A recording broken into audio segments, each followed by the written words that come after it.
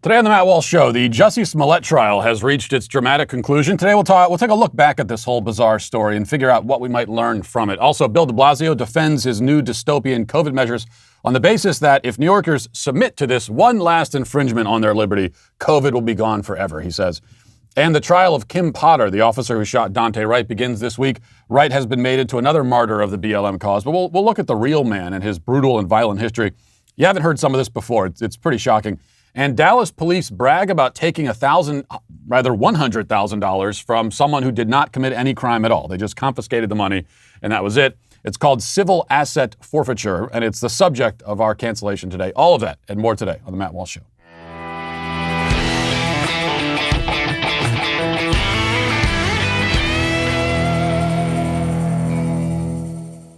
Now, a word from ExpressVPN. You know, using the internet without ExpressVPN, it's like leaving your laptop exposed at the coffee table or at the coffee shop while you run to the bathroom, or leaving it somewhere when you're at the airport. You leave your bags out there, which people do that a lot, and you shouldn't do it. People do that to me. They'll say, "Yeah, can you watch my stuff while I run to the bathroom?" Well, how do you know you can trust me? Do I look like the kind of person you can trust?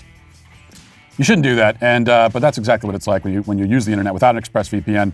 Every time you connect to an unencrypted network, cafes, hotels, airports, any hacker on the same network, they can gain access to your personal data. That's passwords, financial details, anything. It doesn't take much technical knowledge to hack someone. Just some cheap hardware is needed. A smart 12-year-old could do it. Your data is valuable. Hackers can make up to $1,000 per person selling personal info on the dark web.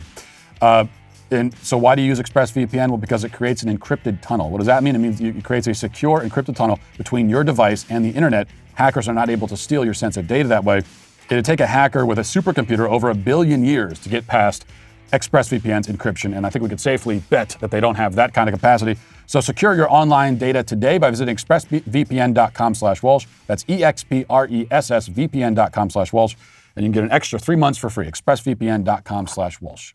As the Jussie Smollett trial comes to a close today, a spectacle that tragically was not filmed for our amusement, it might be worthwhile to step back and consider what we might learn from this bizarre circus freak show. To do that, we should start at the beginning, all the way back to the freezing night in Chicago in January of 2019, back in more innocent times, when the only people wearing masks in Chicago were criminals. Still, a lot of them are criminals, but there's also people who aren't. It was also a time, according to Smollett, when a man might decide to walk out of his apartment at 2 a.m. through the pitch black and the frigid air to purchase a Subway sandwich. On the way back from this peculiar journey, Smollett says that he was assaulted by 2 white men. Well, he initially said white men, and then he said that they weren't white but pale. Turns out they were Nigerian, neither white nor pale. And that these pale white Trump-supporting Nigerians noticed him in the dark and pinned him as the guy from Empire, a show that no Trump voter has ever seen. Infamously, they shouted, "This is MAGA country," and began assaulting him while screaming racial slurs. But the assault lasted 30 seconds and left no injuries except for a gentle bruise on his cheek. And at some point during this attack, a rope was placed around his neck and bleach was poured on his clothes because the Trump-supporting white Nigerians were hanging around outside at night in January in Chicago with a random bottle of bleach and a noose just in case an actor from Empire happened to be making a run to Subway for a tuna sandwich. I mean, it makes perfect sense. Smollett called the police not right away, but sometime later, and when he was back at his apartment. And he still had the rope around his neck. We never found out if he ate the tuna sandwich or not. This story was, of course, obviously fake from the start. Occam's razor would have us select the explanation which requires the fewest assumptions. With the Smollett story, there were 2 explanations. One is that he was telling the truth, and the other that he was lying. The truth explanation requires the assumption that racist MAGA Trumpsters live in Chicago, and they hang out on street corners at 2 a.m., and they have bleach on standby just in case, and they would recognize an actor from a show they certainly don't watch, and so on. The lying explanation requires just one assumption, which isn't really an assumption so much as a very reasonable conclusion. Is it more likely that all of those implausible scenarios converged, or that Jussie Smollett simply told a lie? Logic and common sense would seem to guide you to the latter conclusion. And yet, we can't forget that the entire corporate media, that entire organism, rallied around Smollett, as did the entire Democrat Party. Were they stupid enough to be fooled by the most far-fetched race hoax of the century? I think the leftists in the peanut gallery, really might have been. The viewers of corporate media, the Democrat voters, You have to keep in mind that, as I've said recently, we live in a curated reality. Corporate media are reality curators.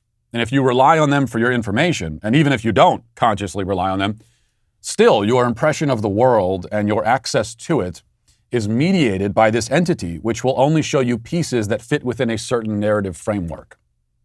The effect is that many Americans live in a world, or think they live in a world, where it is actually not implausible that a Hollywood celebrity might be assaulted by a roving gang of white supremacist Trump supporters who were lying in wait on the streets of Chicago with a bottle of bleach and a noose at 2 a.m. They have bought into their curated reality, their matrix, to such an extent that this totally ridiculous fable seems not only plausible, but damn near commonplace.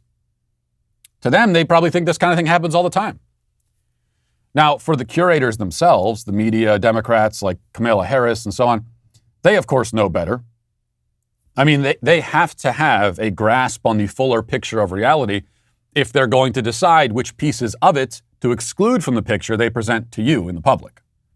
So they knew that Smollett was full of it, but his story was politically convenient and it was good for ratings, so they played along.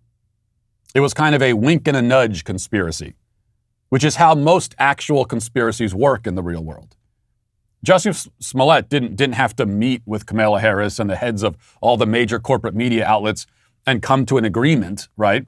Instead, he just kind of winks to them, and they all understand, and they set out to spread this tale far and wide for mutually beneficial reasons. What nobody expected, and what I didn't expect either, is that the police and the prosecutor in Chicago would decline to participate in this choreographed production. Usually with these hoaxes, local authorities will pretend to hunt for the imaginary racist hate crimer, and when the search comes up empty because the person they're searching for doesn't exist, they'll throw their hands up and say, "Oh, darn, I guess he got away." That's exactly what happened in Madison, Wisconsin, when a woman claimed that she was assaulted and set on fire by a group of white supremacists while sitting in her car at a traffic light. And her story somehow managed to be even less plausible than Smollett's. And there was even more evidence disproving it because she was at an intersection in the middle of a city with security cameras all around. And they can look at the security cameras and say, like, this never happened. These people don't exist. But the cops went along with the program. They pretended to search for the invisible assailants and waited until everybody stopped watching them. And then they quietly closed down the investigation and moved on. No charges were filed against the hoaxer in that case. They almost never are, except here. Smollett was not so lucky. He was also pressing his luck quite a bit by attacking the police for not finding the people, the attackers that he knew didn't exist. And I think when he did that, maybe that's when even a liberal prosecutor has to say enough is enough. And that's what landed him on trial, where yesterday he made the radically stupid decision to take the stand in his own defense. It might have been a desperation move by his defense team, realizing that they have literally no defense to offer. Or it may have been a decision entirely made by the actor himself and motivated by his own psychotic narcissism. Or maybe it was a bit of both. Whatever the case, he sat in the hot seat for 2 days, throwing out a whole deck full of victim cards, calling upon all of his training as a thespian, and trying to bury the case under irrelevant and pretty gross details about bathhouses and drug use and masturbation. The major problem Smollett has, aside from the glaring absurdity of the hoax that he perpetrated, is that his accomplices, the Nigerian Asandario brothers, have long since admitted that he paid them to beat him up so that he could pretend it was a hate crime. They even have the check he gave them for their hate crime services. That puts Smollett in the position of having to provide some reason why his friends, one of whom he said he had a sexual relationship with, would hide out on a street corner and beat him up while screaming anti-black slurs. His theory that he's given is that maybe they wanted him to hire them as bodyguards, and this was their way of convincing him. Even though he was already paying them money for other services, he said, well, maybe they wanted to be a bodyguard, and that's why they staged this whole thing. I guess it's kind of like your mechanic cutting your brake lines so that you'll come back for more repairs in the very near future. That's the theory he presented anyway, but the real point Smollett was trying to make on the stand, and the reason he took the stand to begin with, the reason he took this to trial rather than accepting a plea bargain and putting an end to this spectacle before it began. I mean, he could have taken a plea deal at any point and he wasn't going to go to jail. But the reason he didn't do that is that he is a gay black man and thus a victim in general, even if he wasn't a victim of a hate crime that night. Smollett knows that his identity affords him privileges. And now he's trying to cash in those chips. That's the wager that he's making. And this really came through during one interesting exchange between the prosecutor and Smollett. The Daily Mail has details. It says Smollett also became defensive when asked why he sent Instagram private messages to Abel Asendario in the hours before the attack, with prosecutors suggesting that he was filling him in on the fact that his flight from New York to Chicago was delayed, which would delay the plan. And that's, by the way, that's a detail I don't think we knew until this time. But he actually flew from New York to Chicago to have this fake hate crime perpetrated against him. Anyway, then the messages said N-word. He wrote it out. This is brutal. Still on this damn runway. And then another one said N finally made it. In the messages, Smollett repeatedly used the N-word, but on Tuesday he told Webb, the prosecutor, not to say the N-word while reading the text out loud, out of respect for, quote, every African-American person in the room. Webb, who is white, apologized, and Smollett quipped, apology accepted, but it's been used a lot. Yeah, it's been used a lot because you used it, and they're reading your messages. So the prosecutor read Smollett's text messages back to him, verbatim, but Smollett scolded him for reading his own words. Smollett's privilege as a black man is such that he is permitted access to certain language that the prosecutor, a white man, cannot use even while quoting Smollett himself in a courtroom where precision and specificity of language is important. Why did the prosecutor say the whole word rather than saying the N-word? Well, because he was quoting, and the person that he was quoting, Smollett, didn't say the N-word, he said the word. Also, we all know the word, and we've heard it many times, almost always from people who look like Smollett and not the prosecutor. What exact damage is done by hearing it in this context? The word is given, this mystical power. It is the only combination of syllables in the English language or any other language which is considered outrageously offensive no matter the context, depending on the skin pigmentation of the person saying it. It's the only word in existence in any language where one person with a certain skin color can say it to you, but you are not allowed to say it even when quoting what they just said. And not only that, but the person who said it can claim to be offended by his own words when they come out of your mouth. But this again speaks to privilege. And that's what this story is really about. It's a story of privilege, true privilege. This is how privilege works in America today. I mean, Smollett was a man drunk on his own privilege and desperate for more. And these are the lengths to which he will go. Now we'll see if he'll pay the price for that. Now let's get to our 5 headlines.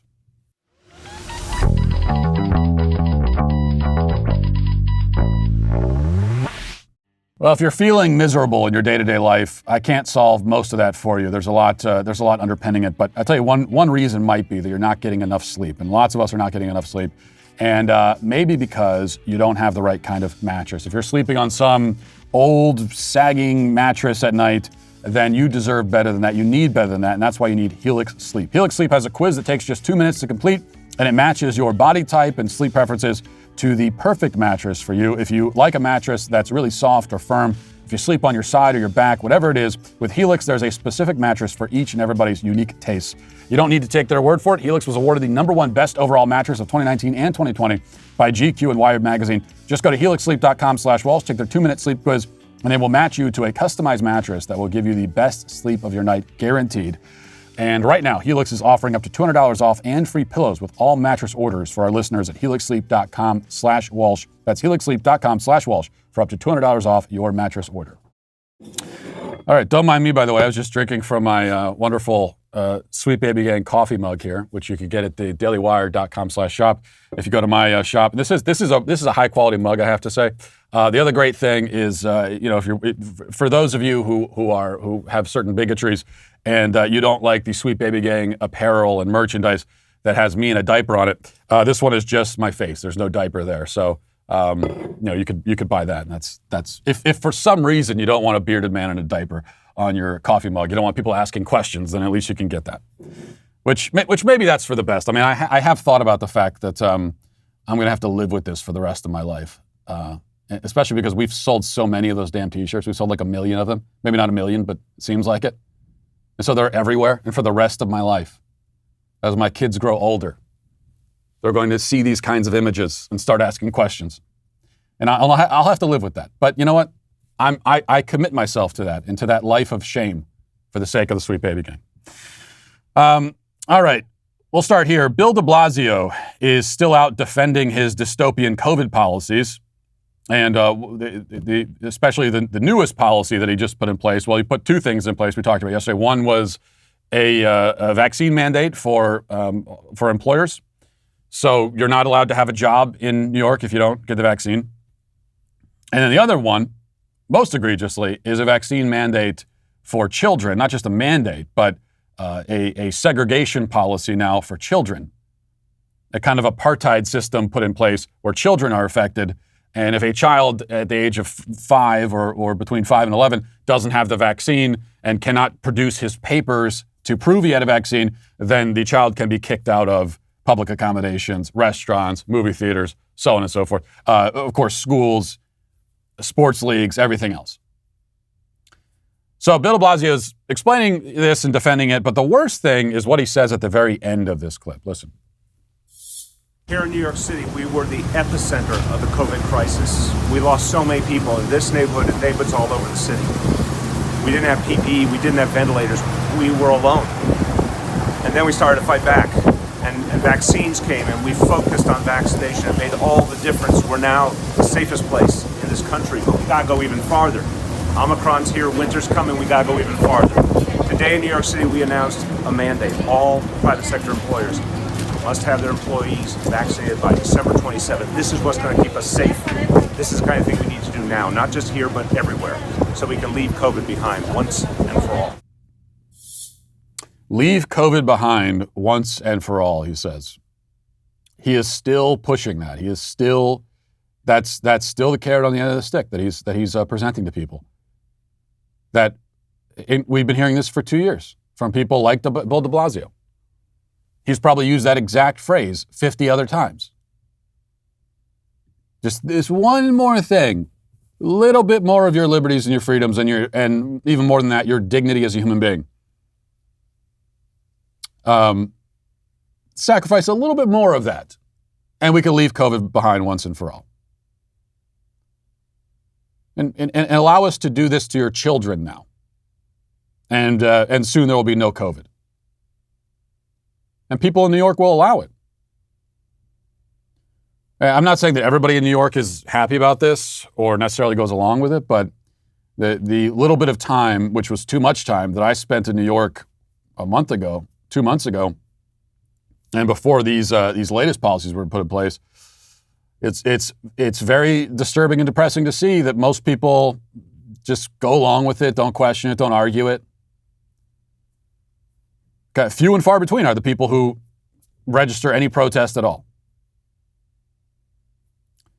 And that's the kind of the dirty little secret here, is that not only the reason why Bill de Blasio gets away with this kind of thing is that not only are most people in the city willing to go along with it, but they want it.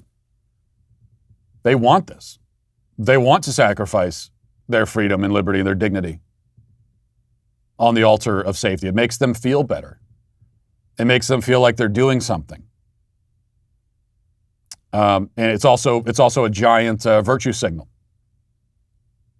This is a virtue signal now on the left, is to submit yourself to tyranny. Submit yourself to it, and then you're showing off your virtue and how much you care about safety, how much you care about others. Unlike those riffraff who talk about their freedoms and their rights. Yuck. So that's the worst part about it. There have always been tyrannical politicians, there always will be. Positions of power attract those types of people by their nature. Those kinds of people are always the megalomaniacs like Bill de Blasio. especially talentless megalomaniacs who can't do anything else. They can't go into any other line of work and find the power that they crave, because that would require them to have skills. And you don't necessarily have to have any skills at all to be a politician. So positions of power have always attracted people like Bill DeBlasio.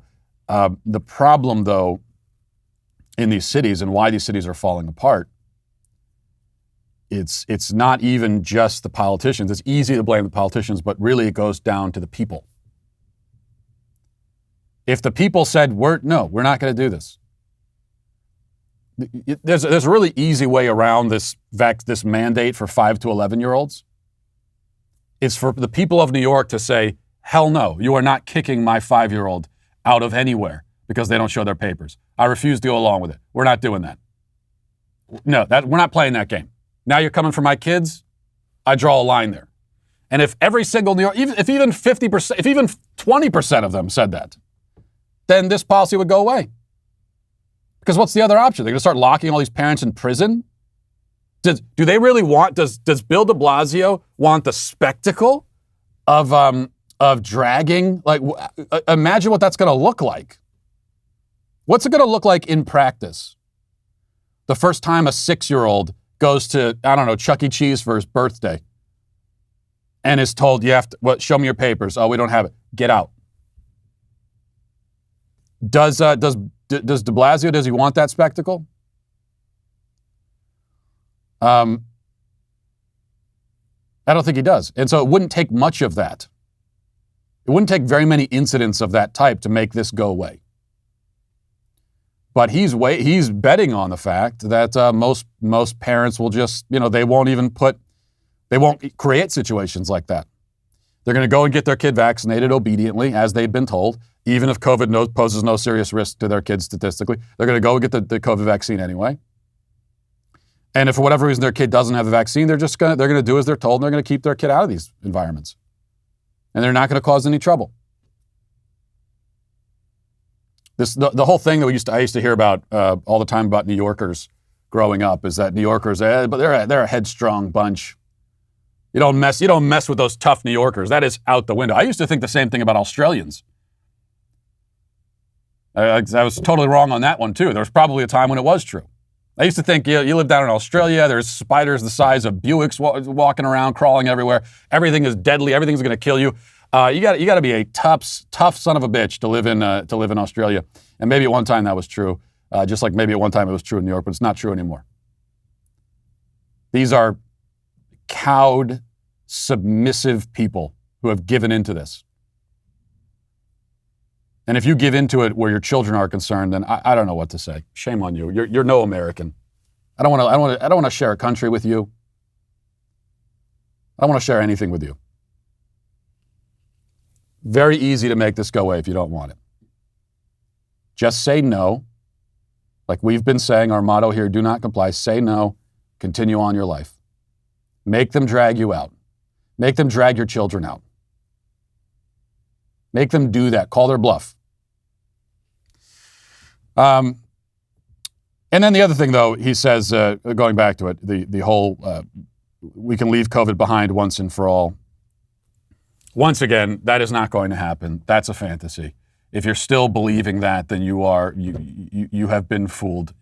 You're probably beyond saving at this point if you're that stupid that you still think that just we need one more thing, put one more policy in place, and COVID will be behind us once and for all. No, it won't be. You don't need to be a scientist to see it now. COVID is everywhere. It's spread across the entire globe. Hundreds of millions, billions of people have come in contact with it. You're not going to escape it. You're going to come in contact with it. It's going to be with you for the rest of your life. It is going to be a part of the environment now that you live in. I don't like it. It's not not anything to celebrate. But it is just one more risk that exists out there in the world, among many.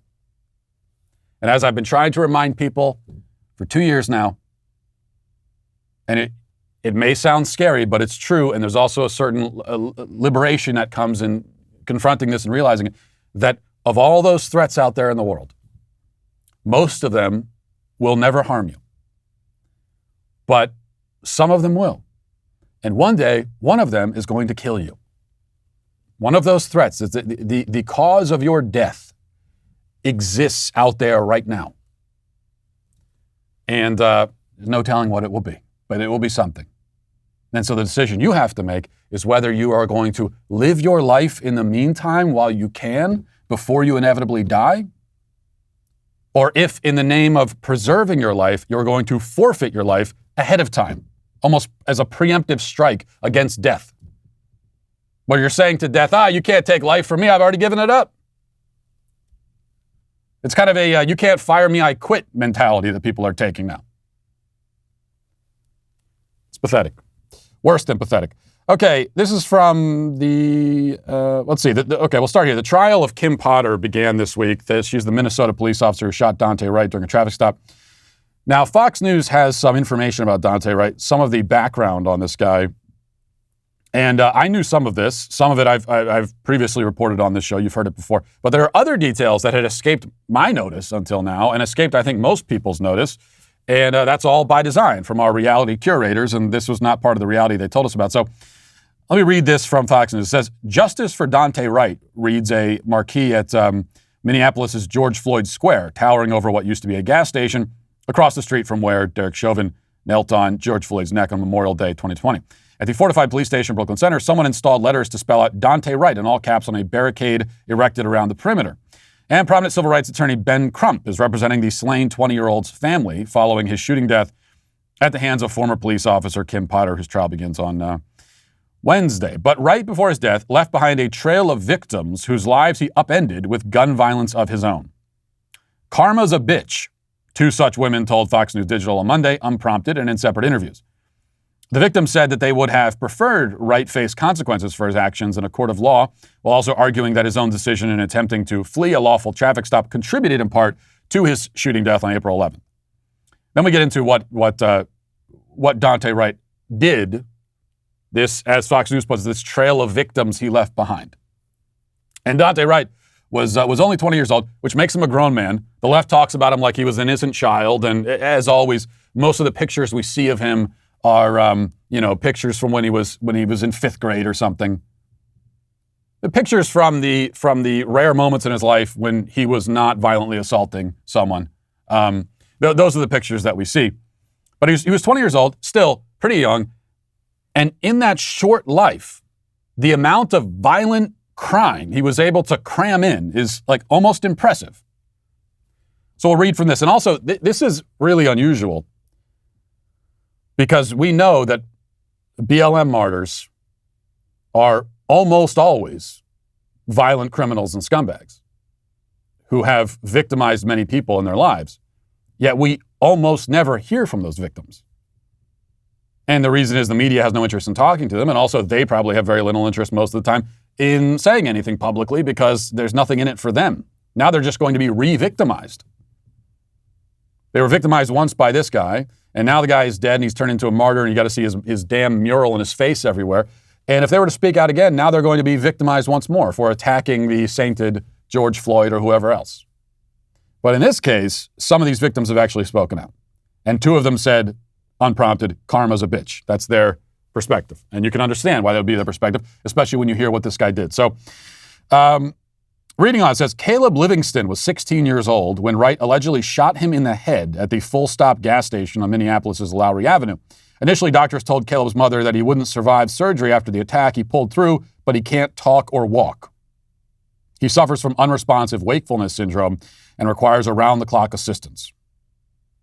Livingston's mother, Jennifer LeMay, says, I pray for everybody involved because there's a loss of life. I know what Wright's parents are going through because I lost my own son. I almost lost my son. Now, who Wright was before he was killed, it is what it is. In December 2019, Wright and a friend, Emma J. Driver, stayed over at a young woman's apartment after a night of drinking and smoking pot. The following morning, after Driver saw her slip $820 into her bra, Wright allegedly pulled out a handgun, choked her twice, and tried to rob her. Stuck his hand into her bra. That's sexual assault. After an ensuing struggle, Wright and Driver left empty-handed, unbeknownst to the victim, who believed they'd taken her hard-earned cash until she called 911 and found it still tucked away within her torn clothes. The survivor told Fox News, the person was evil. That person, talking about Wright, was evil. He didn't care about me in that moment. Video obtained exclusively by Fox News Digital earlier this year shows Wright playing with a handgun in her bathroom moments before the attempted robbery. He recorded it himself, and police seized it from his phone. And then we continue. Let's see. There's one more. Wright, an alleged gang member, was also accused of waving a black handgun near a Minneapolis intersection before ditching it and fleeing on foot, eluding responding officers. When police pulled him over in April, they found he had an active warrant in that incident and attempted to arrest him. And there was also one other incident where he's accused of, here we go.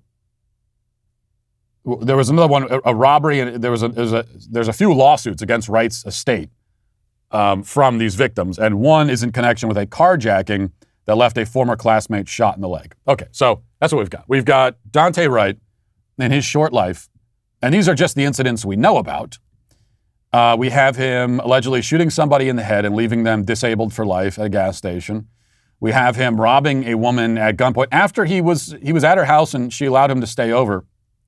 Invited him into her home, allowed him to stay over, and the next morning he pointed a gun at her and sexually assaulted her to try to steal her money that she had earned from working. And then we have another where there's a carjacking and somebody gets shot, and then another case where he's at an intersection waving a gun around. So that's Daunte Wright for you. This is not youthful indiscretion. These are not simply poor choices or mistakes or anything like that. This is abject, psychopathic evil. This is someone who has no concern for other people's lives, for their humanity. He doesn't recognize other human beings as being human. And that's how he lived his life. Is any of that relevant to this case and what's going on now? Yeah. It's relevant for two reasons. Number one, as always, it's not just that this is going into the court system and people are looking for justice that way. They're going far beyond that.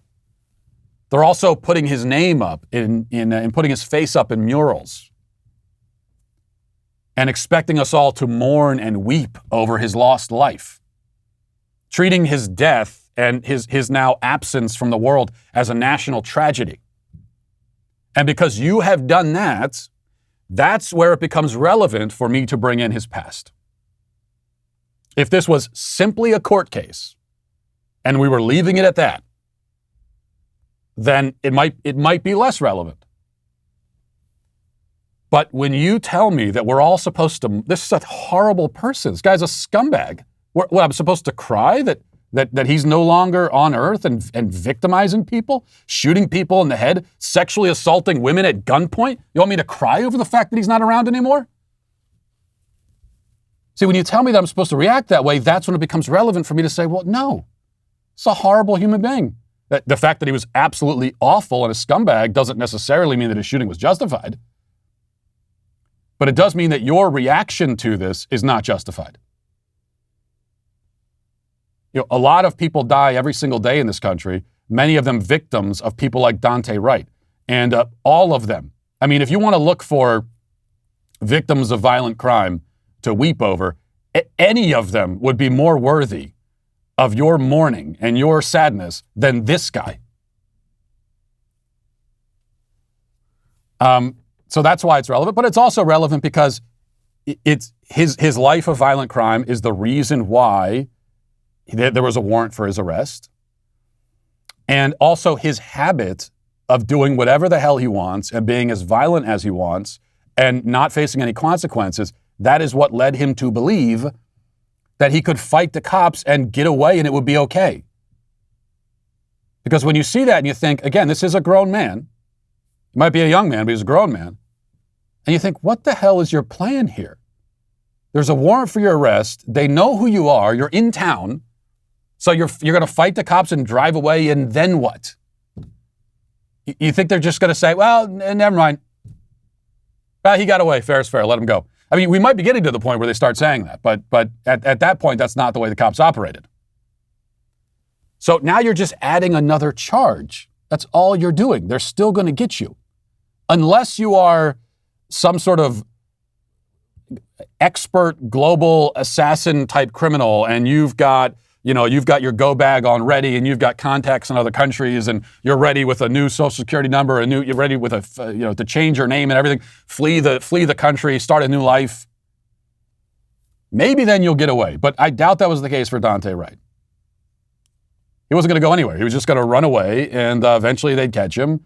And now he's going to go to prison for even longer. So you see, they think, well, why would you respond that way?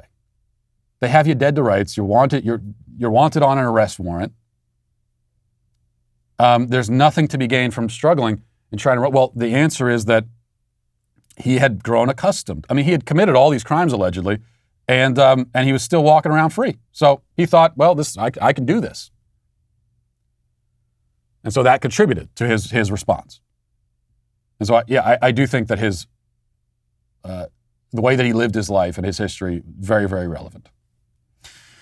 All right.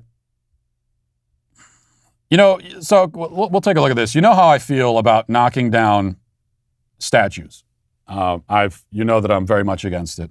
As I've said before, the war on history of going through the country, going across the land and tearing down all of these supposedly offensive statues, very much opposed to it. And even if you find a statue where there may be an argument that it should be taken down because it's offensive in some way. I mean, there might be statues out there like that, but you should still oppose taking the statues down right now in response to the mob. Okay, if we're taking down a statue, it should be a thoughtful, considered decision, and it should never be in response to or in submission to a mob. So that's been my position. But there are exceptions to every rule. We know that. So here is one exception. We have Nashville Scene on Twitter. They report the Nathan Bedford Forrest. Nathan Bedford Forrest has fallen. A widely mocked Nashville statue of the early KKK leader was removed Tuesday morning. And this was right here in Nashville. I've driven by this thing. I've seen it before. And when you look at a zoom in on this statue, I tell you, this is why I make an exception here, and I'm happy this one was taken down, simply because it is the ugliest statue I've ever seen in my life. I've driven by this thing and I've seen it, and I've been perplexed by it. I honestly thought at first that it was put there to make fun of Nathan Bedford Forrest. I thought this was it was meant to be a mockery. He looks like something from, he looks like a nutcracker or something, or maybe a combination of a nutcracker, maybe a combination of Goofy with a Civil War. If maybe there was like a Mickey Mouse Club Civil War episode and Goofy was a Confederate general, he would look like this statue. It is the ugliest, most gaudy, hideous statue I've ever seen in my life. And it's offensive. Putting everything else aside, it's offensive aesthetically. And so I'm fine with that. I think that is the number one. If you're tearing down a statue, that should be the number one reason to do it. The number one offense that a statue can commit is that it's ugly. It's ugly. It's supposed to be a piece of art. And if the art is, we talked about the uglification of our country yesterday, and ugly things are offensive in a very real sense. And so this, as a hideous, ugly statue, deserves to be torn down. So I'm fine with that. That one I will allow. I'm glad that it's been taken down. My only fear now is that in its place, we're going to get an equally ugly statue or modern art sculpture of some kind, or maybe there'll be a 50-foot, monument to George Floyd or something. That's my only fear. I'd prefer just take that thing down. It's hideous. It's ugly. Grow some trees in its place, and we'll just move on with our lives. So I'm fine with that. I am not so fine with this. This is from the New York Times. It says, the City Council of Charlottesville, Virginia, voted on Tuesday to donate a statue of Robert E. Lee to an African-American heritage center that plans to melt the bronze monument, the focus of a deadly white nationalist rally in 2017, into material for a new piece of public art. The 4-0 vote by the council followed years of debate over the fate of the statue. 4 years ago, a plan to remove the statue drew scores of white nationalists to Charlottesville for a Unite the Right rally. The New York Times continues, after taking it down, the city accepted proposals from bidders who wanted the Lee statue and a nearby statue of Stonewall Jackson, another Confederate general, that was also removed. The statuary park at Gettysburg in Pennsylvania asked for both, saying in its proposal that it wanted to rescue unwanted statues associated with the Civil War. Well, there is one destination that would make a lot of sense. I'm not in favor of tearing most of these statues down, but once you've done that and you have now these beautiful statues. Now, that Robert E. Lee statue is also an equestrian statue, but that's the opposite of this one in many ways, because that's actually a beautiful work of art. And that is one of the things that makes our campaign of tearing down statues so tragic, is that we are destroying and discarding beautiful works of art, many of which have stood there for a century or more. Another aspect of the war on beauty. But what we were told is that, well, we're not destroying it. We are simply relocating it, putting it in a different place. And if you're going to relocate it, Gettysburg seems like a great place to put it. But we continue here. Lax Art, a Los Angeles-based visual arts organization, wanted both statues for a planned exhibition. So there were people bidding on this thing, saying that they wanted the statue, and I think Gettysburg made the most sense. They have a statuary park. Why not give it to them? And you could put it there with all the other Civil War monuments. And if you've never been to Gettysburg before, it's worth a trip sometime if you're anywhere close by. I've been to Gettysburg many times, and there are many Civil War monuments and statues and everything, of course, because it's Gettysburg. But they decided, no, we're not going to send it to the Statuary Park at Gettysburg. We're not going to send it for any art exhibit or anything like that. Instead, we're going to send it to the African American Heritage Center, and they're going to melt it down and destroy it. So everything that you heard about, this is not a war on history. This isn't a war on history. We're sending it to a museum, and museums are places for history. So this is the opposite of a war on history. We're just taking these things and putting them in their rightful place. If you bought that, then here you go. This was always going to be the case. It was never going to a museum. Now we're going to melt it down. They're going to make a bust of Daunte Wright instead or something like that. It's this almost religious kind of ritual. This is an excising. The way that they look at it on the left is that this is an excising. This is an exorcism of America's sins. There's a religious, spiritual significance to it. And so as part of the exorcism, you're not going to take this possessed, offending object and put it in a museum. No, you're going to destroy it and then make something else out of it.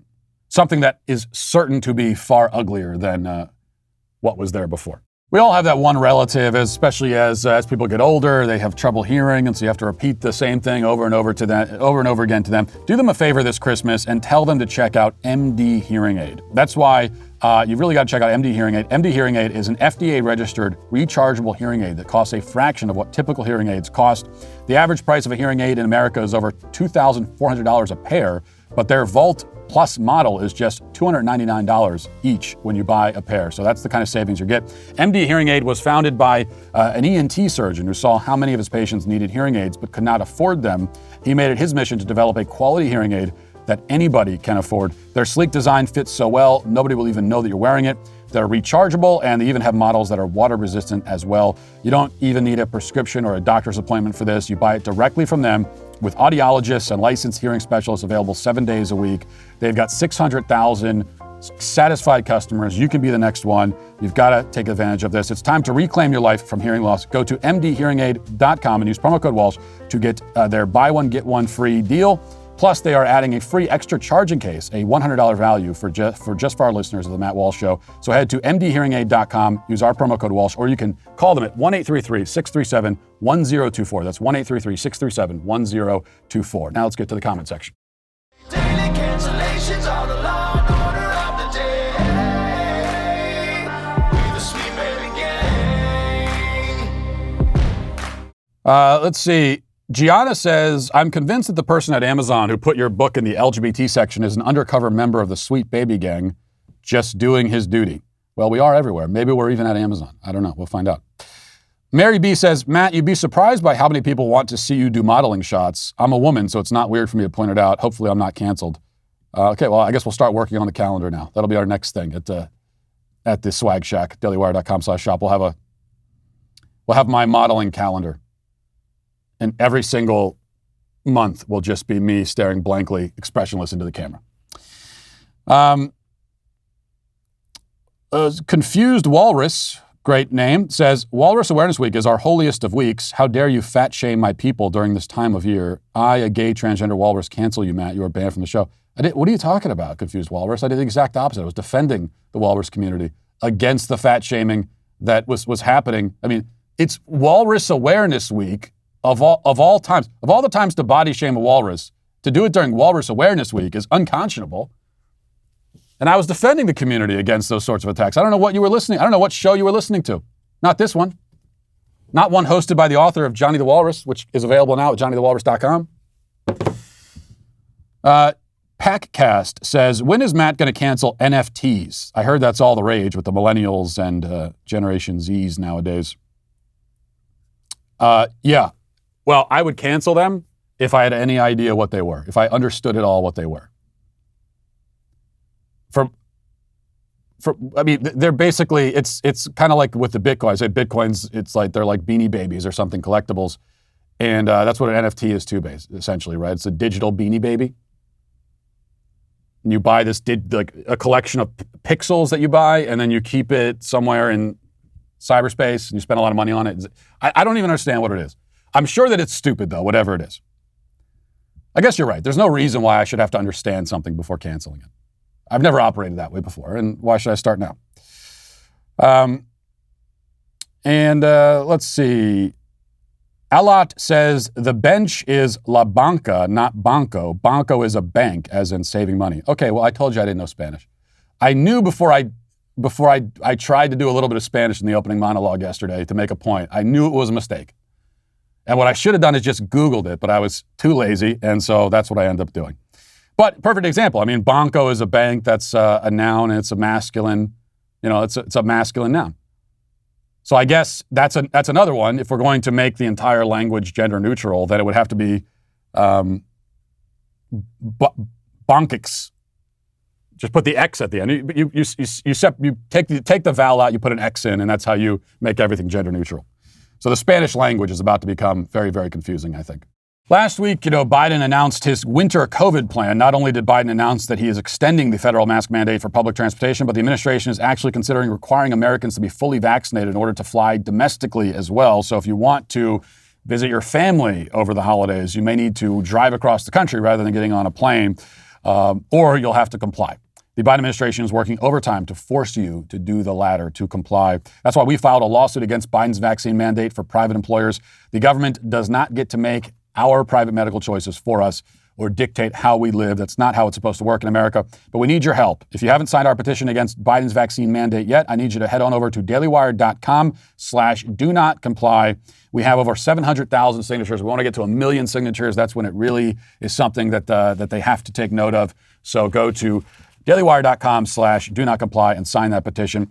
And also, Johnny the Walrus it's upside down. Johnny the Walrus, johnnythewalrus.com. If you want to buy the book that is the literary sensation of the year and that it was written by the leading LGBT voice, then this is your opportunity to do it. We've been in the top 10 on Amazon. When we sold out, we were top 10, we sold out, then we got more copies and we sold out, and we're top 10 on Amazon again. But we want to get it all the way to number 1. Because why? For a lot of reasons, but as I've been saying, that's also just the funniest thing. That's the funniest conclusion of this saga, is to be number 1 overall on Amazon. So help us get there. Go to johnnythewalrus.com. Now let's get to our daily cancellation.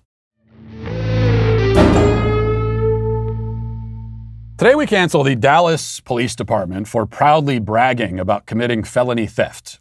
Well, it would be felony theft if agents of the state were subject to the same laws as the rest of us. As it happens, they are not, which led to this post from Dallas PD on Facebook, showing a police dog named Ballantine standing near a massive pile of cash $100,000 to be exact.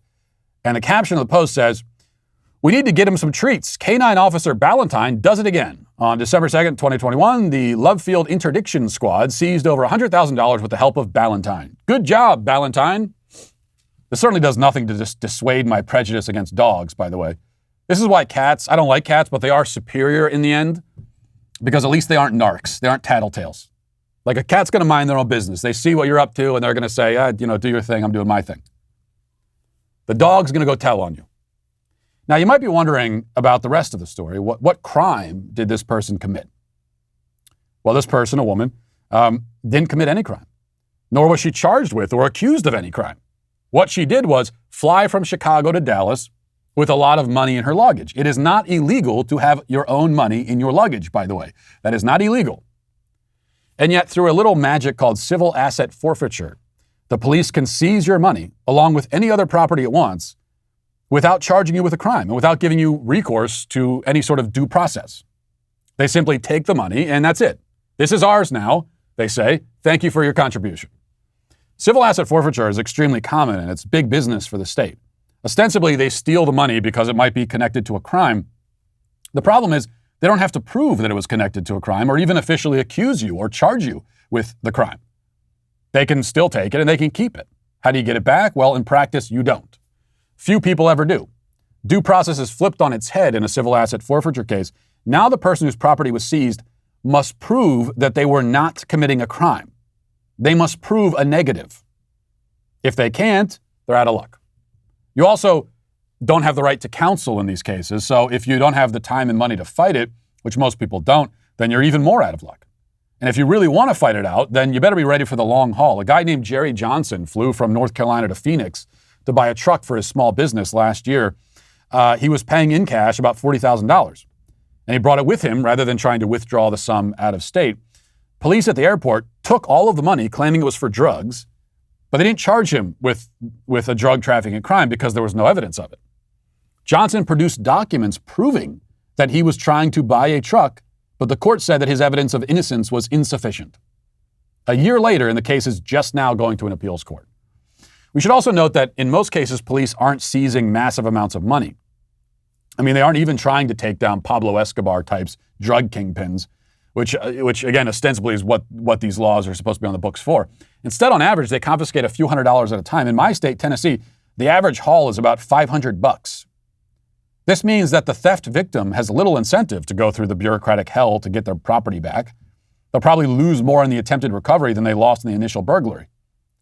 This is all, as I said, big business for the government. At the federal level, the Justice Department has massively increased its revenue through civil forfeitures. On the local level, in many states, police get to keep 100% of what they take. No conflict of interest there, right? Altogether, the government makes billions and billions of dollars this way, just by taking it from citizens. And that explains why there is not a bipartisan effort to repeal these laws on the federal level. An effort that would be extremely popular on the right and left among almost all voters. But money is king, and the government makes a lot of money by stealing it. Why would it ever give that up? Money certainly trumps the Constitution, which explicitly and unambiguously forbids exactly this sort of thing.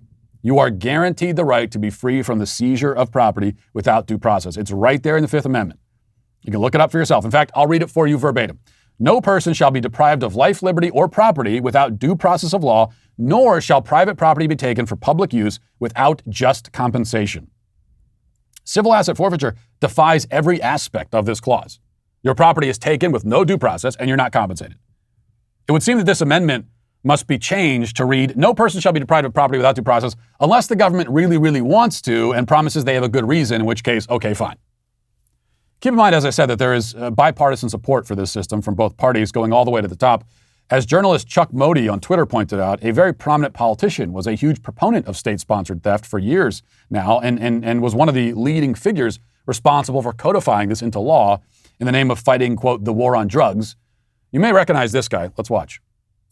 We changed the law so that if you are arrested and you are a drug dealer under our forfeiture statutes, the government can, take everything you own.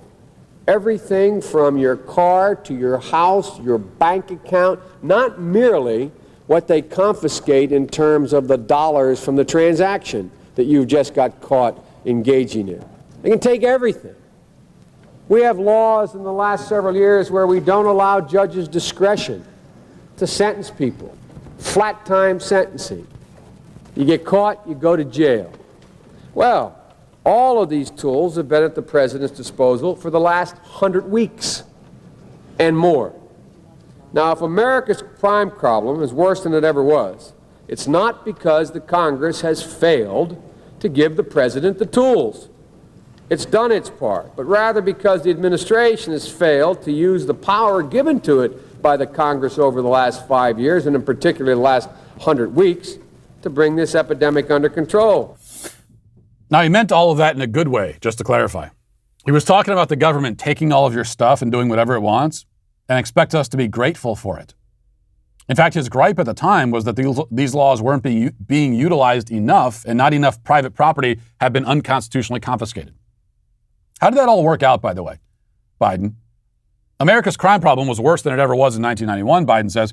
Then we put all these policies in place. How are we doing now vis-a-vis the crime problem? Not too great from what I understand. In fact, crime today, especially violent crime, is worse than it ever was. It would seem that simply empowering the government to engage in armed robbery isn't a great strategy for crime reduction. At best, you are shifting the crime from private citizens to the government. It's a kind of nationalization of theft, though you may argue that the IRS already did that. What we confront with civil asset forfeiture is the harsh reality that the Constitution is a piece of paper. An artifact, really, speaking of things in museums, not a divinely self-enforcing edict. The Constitution has no power on its own. No law ever does or can. It derives its power from the respect and deference paid to it by the human beings who run the country. But the human beings who run our country right now have no respect or deference for it or for any other law or any other standard beyond their own whims.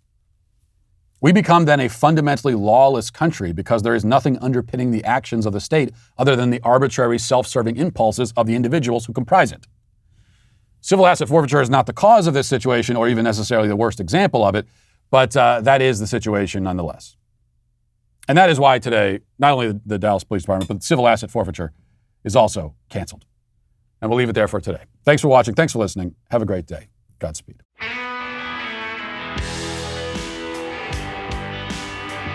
The Matt Walsh Show is produced by Sean Hampton, executive producer Jeremy Boring. Our supervising producer is Mathis Glover.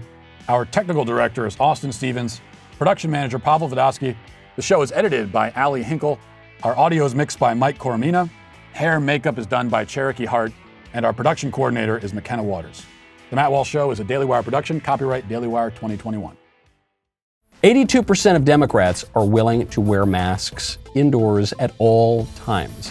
Chris Cuomo gets ready to sue CNN, and AOC tells looted store owners not to believe their own lying eyes. Check it out on The Michael Knowles Show.